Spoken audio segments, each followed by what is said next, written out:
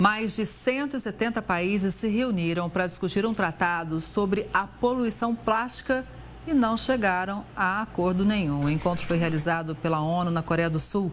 100 países concordaram com a proposta, mas alguns governos que detêm o controle do petróleo não concordaram com os trechos que limitam a produção de plástico. A expectativa era encerrar o encontro com um tratado assinado, mas outra reunião vai ser marcada eventualmente para retomar as negociações. Para falar sobre a urgência de ações concretas contra a poluição, a gente faz conexão agora com Daniel Vargas, que é professor da FGV Direito Rio e da Escola de Economia da FGV São Paulo, onde lidera pesquisas e projetos sobre o clima e a transição verde. Boa tarde, seja sempre muito bem-vindo, Daniel. Vamos começar falando sobre os plásticos. Tem plástico no oceano, plástico nos aterros, mas o fator econômico, pelo jeito, predomina em relação ao meio ambiente, né? Boa tarde mais uma vez. Boa tarde, é um prazer voltar a falar com vocês. Nós temos assistido nos últimos anos uma série de espaços de negociação e diálogo global para resolver problemas globais. Um desses diálogos gira em torno do clima, com as COPs do clima, por exemplo, que inclusive acabou de terminar em Baku. Outro diz respeito à biodiversidade. E agora há uma tentativa de colocar o plástico no centro das negociações globais. Ali, naturalmente, essas negociações, elas dizem respeito, por um lado, a um problema e desafio ambiental, mas, em última análise, o que está em jogo também são os custos econômicos e como nós vamos organizar a colaboração para que esses custos ou sejam repartidos ou arcados por alguém. E nas negociações que aconteceram na Coreia do Sul, o que a gente observou foi uma resistência, em particular de países que produzem petróleo, que é a base, a matéria-prima para a produção dos plásticos. E esses países, naturalmente, resistiram em um acordo ambicioso que limite, que estabeleça um teto para a produção de plásticos no mundo. Olha, em algumas regiões do mundo, o plástico já é proibido, né?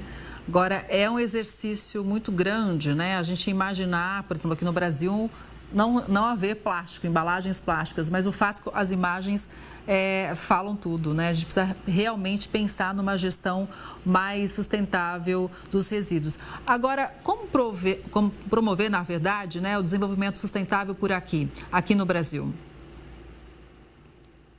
Bom, a questão geral do plástico, independente de estabelecer o teto da produção, existe o desafio da gente criar mecanismos de reciclagem. Hoje, menos de 10% do plástico do mundo é reciclado, o que acaba gerando um conjunto de lixos que terminam nos lençóis freáticos e muitas vezes ingerido pela população. Então, lidar com esse problema é um passo fundamental para que a gente consiga organizar uma economia que, digamos assim, não polua e não gere impactos ao meio ambiente. Agora, existe um problema mais abrangente de como criar as bases deste desenvolvimento sustentável em um país como o Brasil. A tarefa, para ser rápido, ela consiste em, de um lado, a gente reduzir os impactos ambientais das nossas atividades econômicas, mas, de outro lado, e cada vez mais, remunerar quem faz bem feito. Em termos relativos, o Brasil já é hoje relativamente sustentável. O que acontece, no entanto, é que existem poucos incentivos ou reconhecimentos econômicos por quem faz bem feito.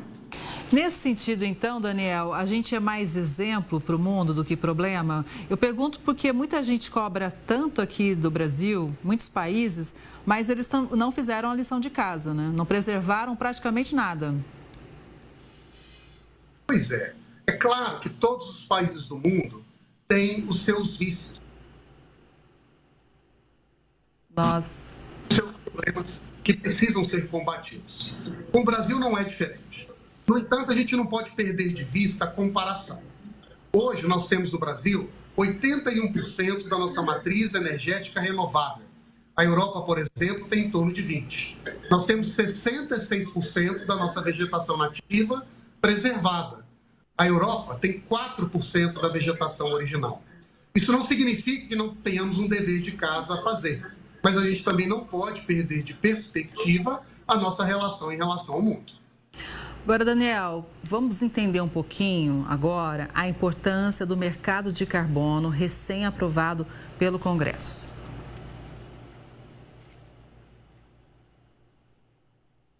Quais são os desafios para a gente realmente implementar na prática, né?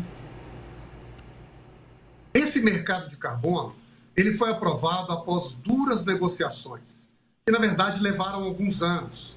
E é um passo importante para o Brasil criar esses incentivos e os mecanismos econômicos que estimulem as empresas organizadas e reguladas a passarem a tratar o meio ambiente de uma forma mais delicada e cuidadosa.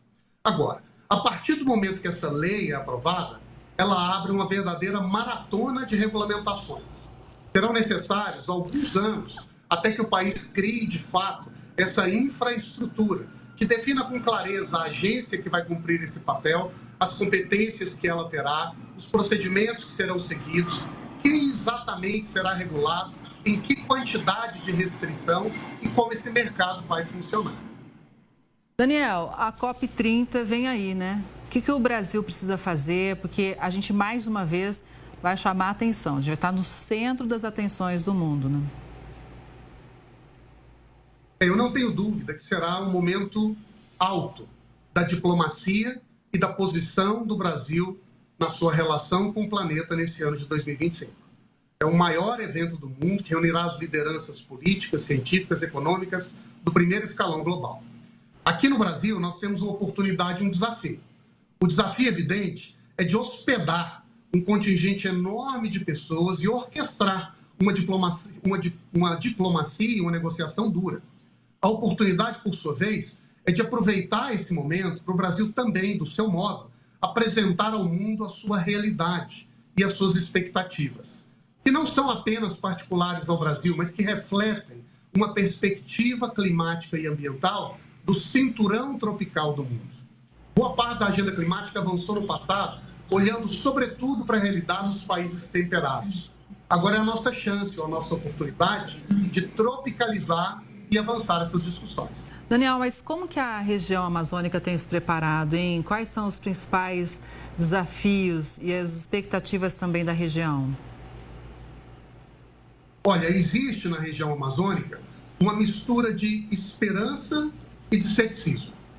De um lado, é uma região que ainda é economicamente pobre, muitas vezes marginalizada, e por isso mesmo se sente, de certo modo, abandonada das grandes preocupações do país e do mundo.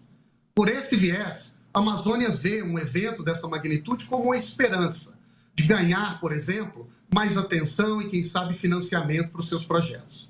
Por outro lado, há uma preocupação de que a região se torne uma espécie de hóspede, que receba o mundo aqui para discutir aquilo que o mundo quer e não o que a Amazônia necessita ou espera.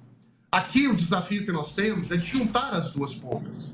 Por um lado, fazer da Amazônia não só esse palco que vai receber e discutir o futuro do mundo, mas também uma região que pode, de fato, se beneficiar, ser vista e compreendida pela sua realidade.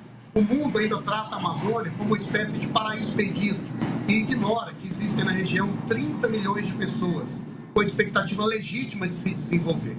Se a COP se tornar uma oportunidade para investimento sustentável, pode sim, quem sabe, ser uma oportunidade legítima de avançar essa região tão importante no Brasil.